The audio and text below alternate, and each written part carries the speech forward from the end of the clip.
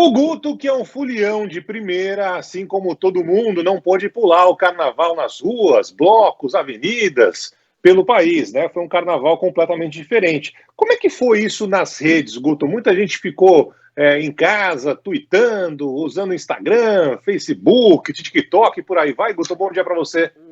Bom dia, Barão. O carnaval já é por si só um evento que mobiliza a rede até para quem fica em casa.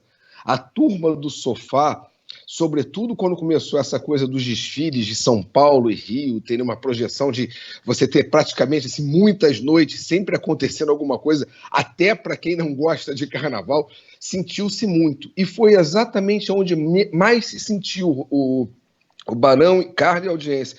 Note, as aglomerações, desculpa, aglomeração, termo negativo, os congraçamentos em torno de nomes de blocos, escolas de samba, comunidades, tiveram uma redução de 95% em relação a 2018, 2019, 2020, comparado com 2021.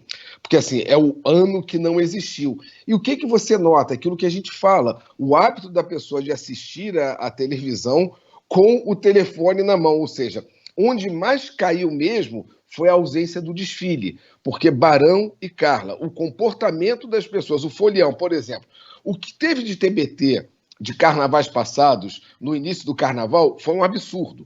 Depois, um comportamento que chegou a ser 4% do volume postado sobre carnaval, que foram pessoas que fizeram produções, Barão, e fizeram o bloco do Eu Sozinho em Casa, mulheres fizeram maquiagem, ou seja, quem fez isso não se sinta sozinho. Muita gente foi com você. Agora, lembrando, o assunto aglomeração e Covid não nos deixou no carnaval, porque até quem era favorável ao carnaval, que estava sentindo, quando via uma aglomeração, ouvia gente sem máscara, foi um absurdo, Barão. Para você ter uma ideia, chegou a ser 20% do que envolvia carnaval estava envolvendo aglomeração e falta de máscara. Não era Covid, era falta de máscara e aglomeração. Ou seja, e isso não era só o hater, porque o hater do carnaval ficou feliz. Ele comemorou a cidade sem bloco, em especial o Rio e São Paulo, tá, Barão? Mas isso não chega a 2%. Faz barulho, mas não é tanto. O principal teve gente que curte carnaval reclamando que não se respeitou o distanciamento nesse carnaval, tá, Barão? Guto, Daniel Silveira. O ministro, o presidente do STF, esqueceu do nome dele, né? Ali no momento em que determinava a manutenção da prisão e tal, mas nas redes ninguém esquece esse nome e é um nome que está puxando outras discussões também, né?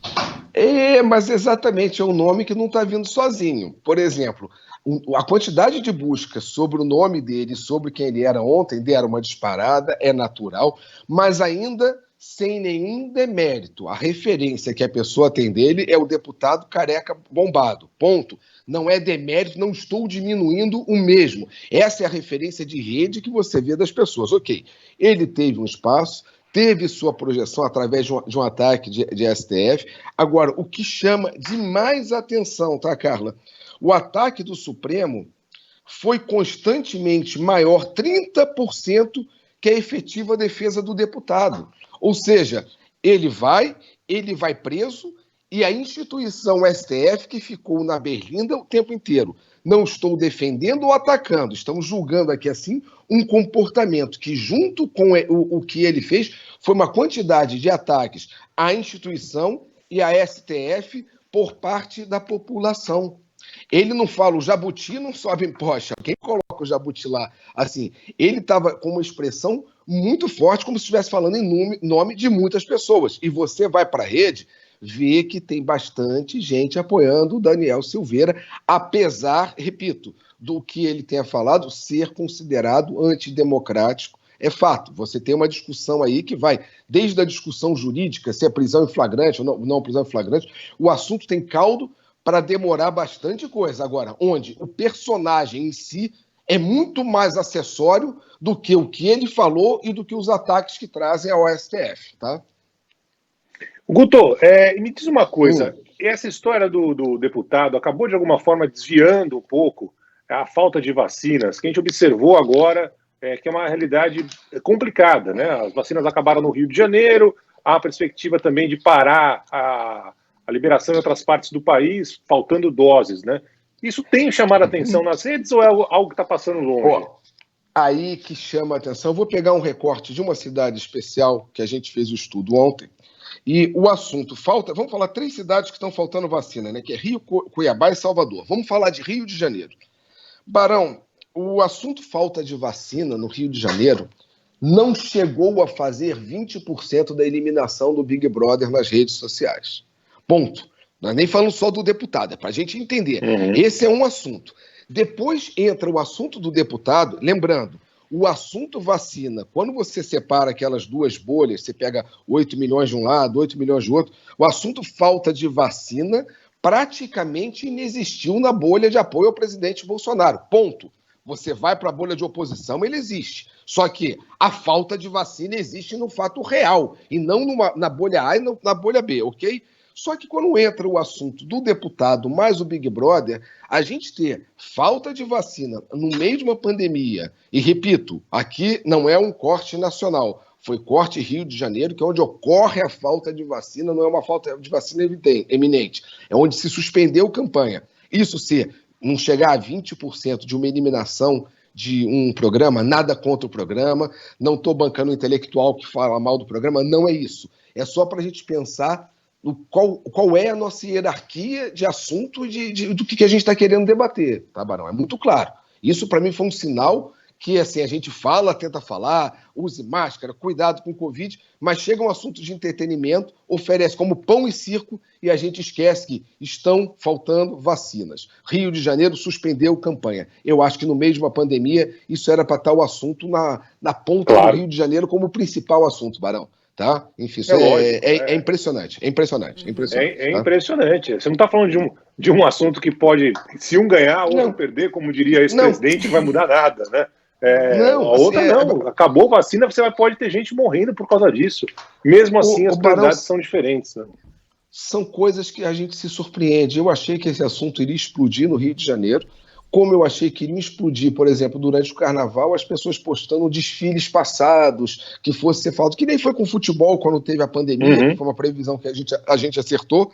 A gente falou, olha, vai ter isso quando tiver pandemia, vão voltar os jogos. Foi uma coisa que a gente acertou bem que na veia. No Carnaval, a gente errou. A gente esperou que fosse. Porque o volume de desfiles passados não chegou a 1%, né, Barão? Agora, quando você fala vacina, repito, a gente está no meio de uma pandemia, Barão.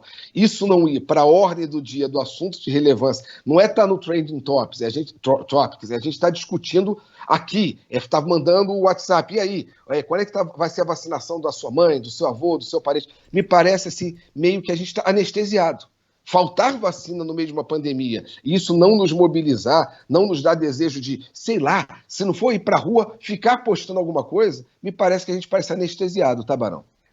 Agora, falando em Trending Topics, né, eu tava dando uma olhada hoje, desde cedo também, viu, Guto? Porque eu não sou especialista como você e sua equipe, mas eu sempre dou as minhas olhadinhas aqui. Aí, primeiro, Naruto, é impressionante, né, como tem capacidade de mobilização essa série de mangás, né? E aí tem um spoiler, enfim, tem novo capítulo de Naruto saindo por aí, muita gente comentando, mas aí descendo um pouquinho na lista dos assuntos mais comentados, Guto, vi IBGE. Aí cliquei para ver o que era. Uma seleção para ser recenseador do IBGE, e eu já fui. Eu queria contar isso para vocês. Eu fui recenseadora no Censo 2000, gente, faz 21 anos. Mas eu fui recenseadora do IBGE. Carla, quando você oferece 200 mil vagas de emprego num país onde falta emprego, entenda, por exemplo, você sabe o que está grupos hoje de compartilhamento de notícia em família? Isso foi uma das notícias que foi mais trending topics em famílias. Por quê? Tem sempre alguém que está com um parente mais jovem desempregado, ou seja, a gente está falando de 200 mil vagas no meio de um país com uma crise. Esse será o assunto que nós estaremos vendo até fora das nossas bolhas. Se você tem alguém mais jovem, ele vai estar recebendo isso. Foi uma coisa muito forte e entrou no Brasil inteiro. Foi uma coisa que entrou exatamente esperando o fuso. Foi entrando em Manaus, foi entrando em todos os locais do Rio de Janeiro, do Brasil, no Rio de Janeiro, Distrito Federal, São Paulo, interior. Ou seja, são 200 mil vagas sendo oferecidas em caráter nacional. Será um assunto que estaremos ouvindo aí com a frequência, não do Naruto, mas com uma frequência bem forte, porque emprego hoje em dia está quase parecendo um mangá, né? O pessoal está procurando. É uma aventura de mangá, ou seja, você oferecer para um jovem 200 mil vagas, é inevitável que isso vá mexer, entendeu, cara? E aquela coisa, mexe, às vezes é uma notícia que tem um poder de compartilhamento absurdo. Você fala, isso vai ser compartilhado, e é batata, porque se tem um caminho, uma jornada já prevista, que é, e você, repito, são 200 mil vagas de emprego em caráter nacional para fazer algo que é necessário para esse país, que é fundamental, o censo, e a minha admiração como quem trabalha com dados ao IBGE, fica aqui a cada profissional um abraço, um agradecimento, porque é gente que trabalha, tá, Carla e Barão? Assim, tem muita informação aberta, oferecida pelo IBGE, que quem quiser estudar, seja da imprensa, seja quem tem interesse de Brasil, vale a pena pesquisar. Carla e Barão, fica aqui o recado. Ô, Carlinha, como é que era? Como é que foi essa sua história? Que para mim é novidade, né? Você não sabia, você batia na porta das... Não, nunca contou. Você batia na porta das pessoas, tinha que ir lá, preencher um formulário, o pessoal te tratava bem, oferecia café, batia a porta na cara, como é que era? Tinha de tudo.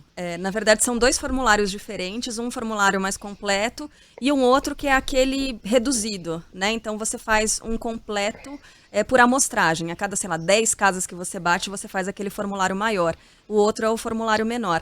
Aí, algumas pessoas, sim, recebiam bem, cafezinho, bolo, mas tem outras desconfiadíssimas, né, que não deixavam. Só que, Guto, eu tinha o crachazinho, que aí você mostra, né, para se identificar, tinha bolsinha, tudo ali com a devida identificação para trazer mais segurança para as pessoas. Agora, no período de pandemia, né, Guto, não dá para saber como é que vai ser esse trabalho, mas foi muito interessante, viu? Foi assim, eu estava começando na faculdade de jornalismo, eu tinha mudado para Bauru, que é uma cidade do interior de São Paulo, e acabou sendo bom até para, assim, me desenvolver, para conversar com as pessoas, saber como abordar as pessoas. Foi uma experiência muito interessante para mim.